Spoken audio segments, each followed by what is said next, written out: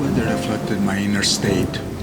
It reminds me of the famous Spanish poem written in the late 1500s by Saint John of the Cross. The name of the poem is Dark Night of the Soul. It is about a spiritual crisis of difficulties and painful periods in life that we all must go through, sooner or later. It's basically a feeling like God has abandoned you. You can't hear Him. Your prayers are not answered, and you feel completely lost. Did you ever feel that way? It is difficult to lose a close family member and to find answers to hard questions like why? Why so early? Why so much suffering? Why?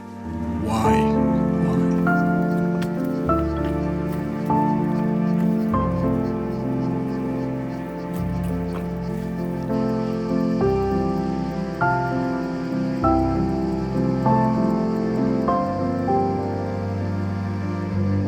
Life continues, and you must find a way to numb the pain.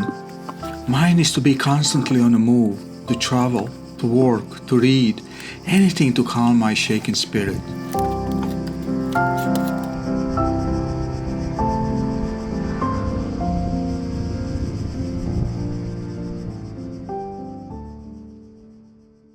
This reminds me of an analogy that Neil Peart wrote in his bestseller, Ghost Rider.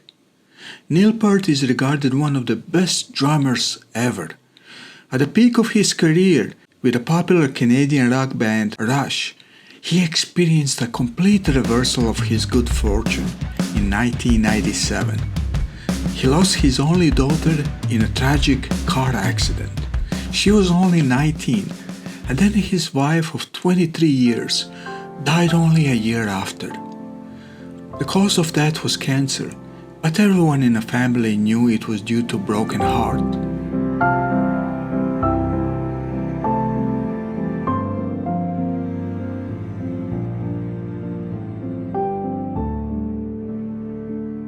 Can you imagine the agony of losing your whole immediate family in such a short time?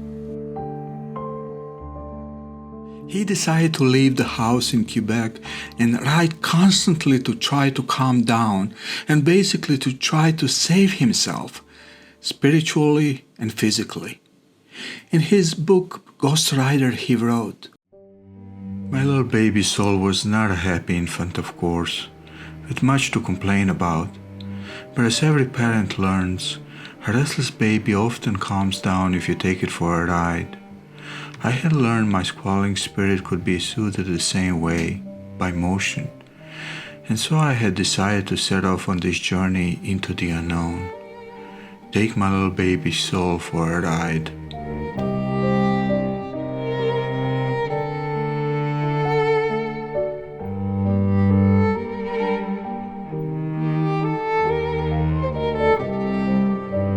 He was lost. And so he ran, he got on his motorcycle and ran. When his wife died, he had to do what he needed to do to just find some kind of peace. He embarked on a long, very, very painful journey, just going and going and going and going.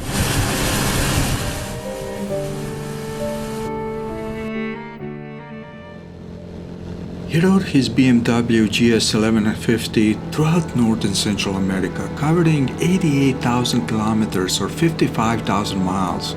And he shared his torments, spiritual struggles, deep thoughts, but also some beautiful moments from his journey in Ghost Rider book that became a bestseller in 2002. After this journey, he was able to save his sanity and find his desire and purpose to live again.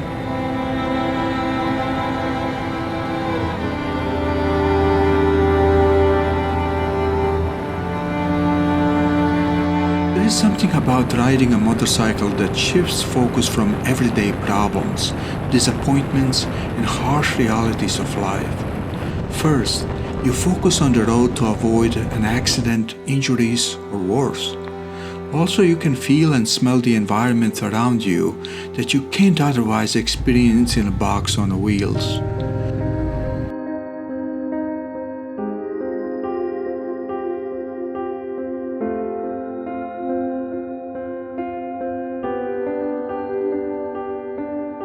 For me, there's nothing better than riding a scenic winding road in the mountains, like this Georgia State Road 348 Scenic Byway, or the Cherohala Skyway across the state border in Tennessee. It's a spiritual experience to see this creation that is still not damaged by human activity.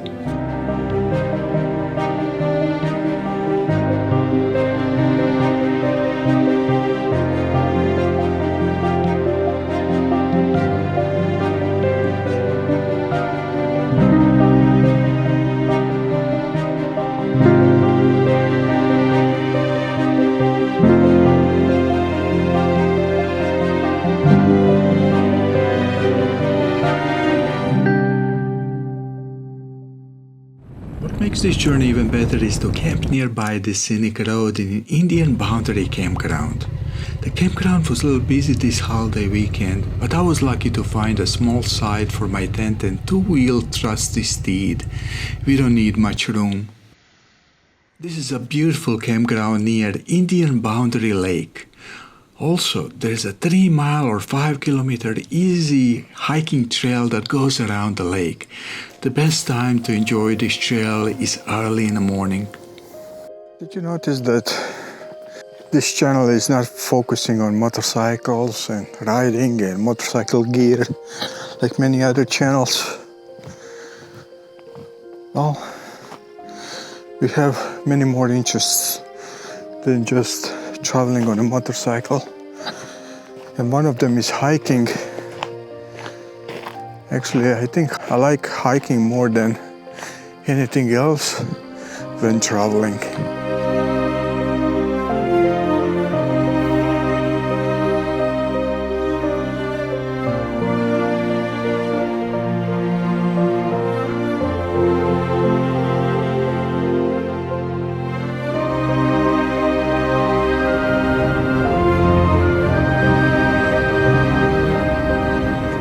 Too long in one place. My baby soul gets restless, and luckily there are plenty of other scenic roads and historic sites to see in this interesting area cornered between Tennessee, Georgia, and North Carolina. One of the most popular roads is the Tail of the Dragon, US 129. It's 11 miles or 18 kilometers with 318 sharp curves that attracts almost 250,000 motorcycle enthusiasts annually. This road is dangerous because of many young riders who want to show off their riding skills.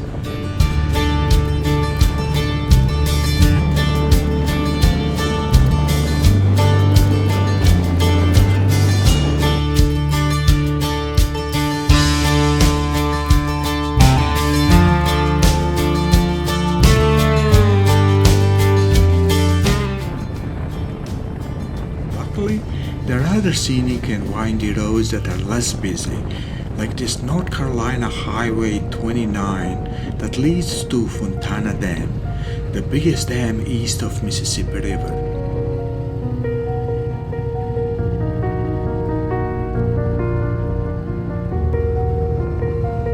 Isn't this great campsite right on the river? I'm adding it to my want-to-camp list.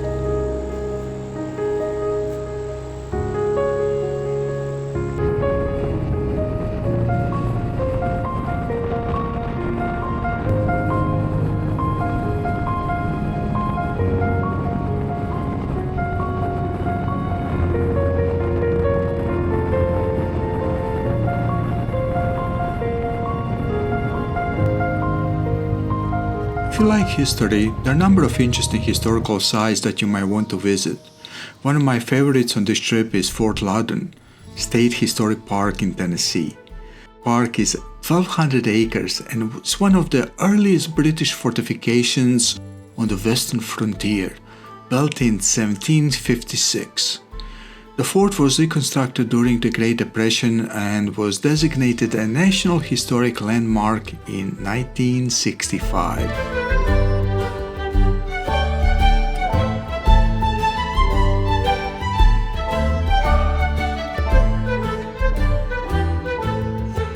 During the French and Indian War from 1754 to 63, which was basically a war between France and Great Britain, The British colonists constructed this fort to secure trade with the Cherokees and to counter any French influence in this area.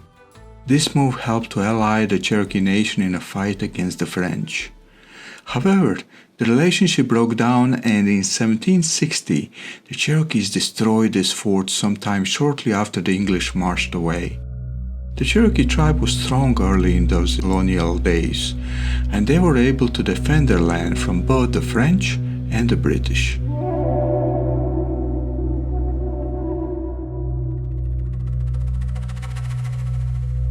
There's a reconstructed Cherokee cabin just outside the fort near the Tuskegee village where Sequoyah was born in 1775. This village was submerged after the completion of the Tellico Dam in 1979.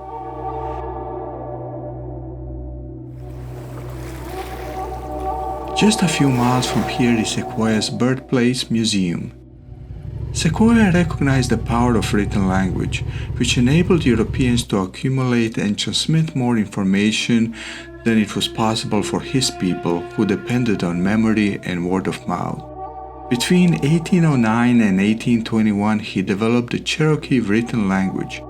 He experimented with symbols representing the syllables of the spoken Cherokee language, adapting letters from Latin, Greek, English, Arabic, Hebrew, and many other languages.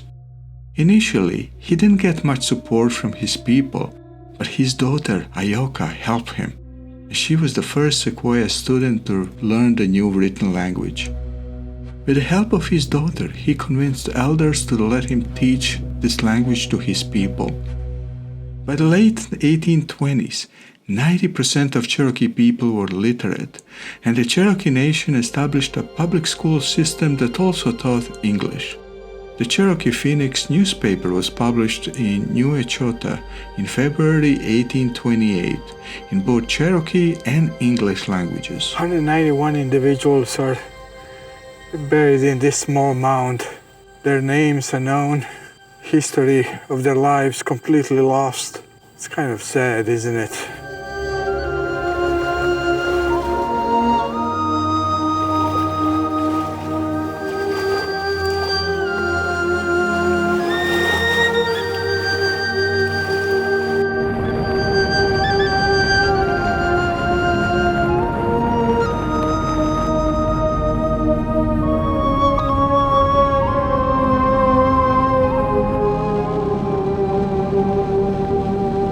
Not too far is Cherokee Memorial Park at historic Blythe Ferry.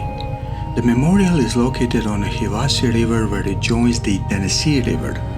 This location was home to a thriving Cherokee community and a significant crossroads for the development of different native cultures for centuries. The names recorded on the memorial stones are from the 1835 census, mostly heads of households and some of their family members. These people lived in this area and were removed, and many perished on the Trail of Tears in 1838.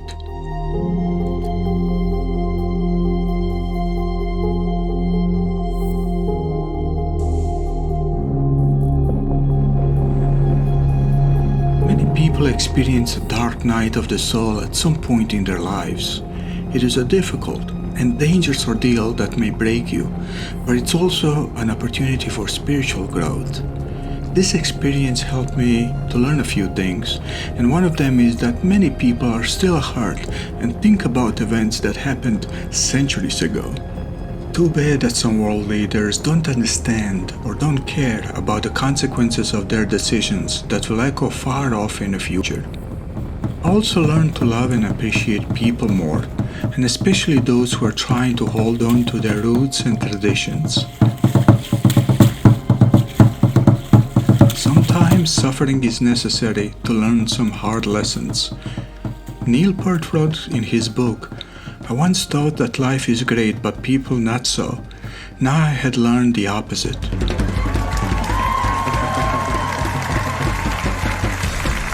Yes, there's a lot of pain and suffering in this world, and everyone is trying to heal. So I think I'm going to put down my camera and join everyone else in this healing dance. Cherokee, Chickasaw, Choctaw, Muskogee, Seminole, and every other race and nationality willing to join this dance.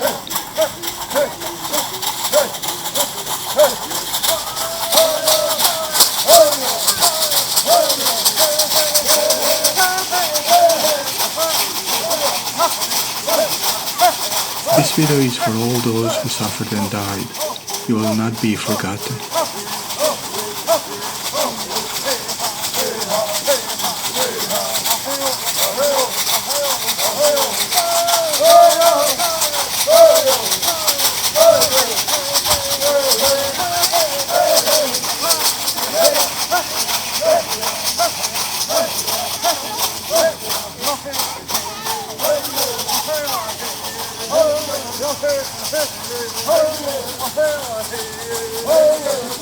Hey!